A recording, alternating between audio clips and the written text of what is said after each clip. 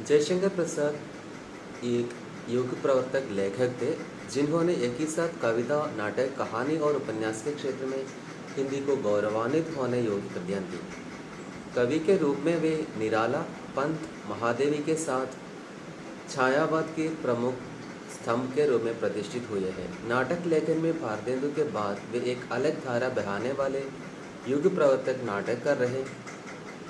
कहानी और उपन्यास के क्षेत्र में भी उन्होंने कई यादगार कृतियाँ दी हैं। विविध रचनाओं के माध्यम से मानवीयकरण और भारतीय मनीषा के अनेकानेक गौरवपूर्ण पक्षों का उद्घाटन उन्होंने अपनी रचनाओं के द्वारा किया है। कविता, कहानी, नाटक, उपन्यास और आलोचनात्मक निबंध जैसे कई विधाओं में आपने अपनी प्रतिभा दिखाई है।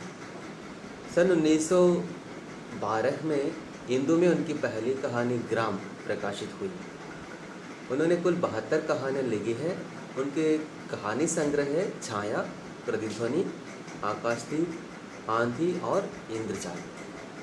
उन्होंने ऐतिहासिक, प्रागैतिहासिक एवं पौराणिक कथानकों पर भावना प्रधान प्रेम कथाएँ, समस्या मूलक कहानियाँ आदि लिखी हैं। ये कहानियाँ भावनाओं की मिठास तथा कवित्व से पूर्ण हैं। उनकी कुछ कहानियाँ हैं आकाशदीप, गुंडा, पुरस्कार, सालवदी, स्वर्ग के खंडहर में आंधी, इंद्रजाल, छोटा जादूगर, बिसाती, मथुआ, विराम चिन्ह, समुद्र संतरण आदि। अपनी कहानियों में जिन अमर चरित्रों की उन्होंने सृष्टि की है उनमें से कुछ है चंपा, मथुलिका, लैला, इरावदी, सालवदी, मथुआ का शराबी, गुंडा का नन्हुक सिंह और खीसू, जो अपने अमिट प्रभाव पाठकों पर छोड़ जाते हैं।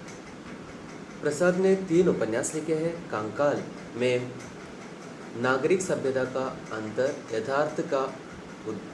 यथार्थ उद्घाटित किया गया है। तितली में ग्रामीण जीवन के सुधार के संकेत है। इरावदी ऐतिहासिक पृष्ठभूमि पर लिखा गया इनका अधूरा उपन्यास है। प्रसाद जी ने 8 ऐतिहासिक, 3 पौराणिक और 2 भावात्मक इस प्रकार कुल 13 नाटकों की सर्जना की। कामना और एक घूंट को छोड़कर ये नाटक मूलतः इतिहास पर आधारित है। उनके नाटक है स्कंदगुप्त, चंद्रगुप्त, ध्रुवस्वामिनी, जन्मेजय का नागयज्ञ, राजश्री, कामना, एक घूंट। प्रसाद जी ने प्रारंभ में समय समय पर हिंदू में विविध विषयों पर निबंध भी लिखे हैं।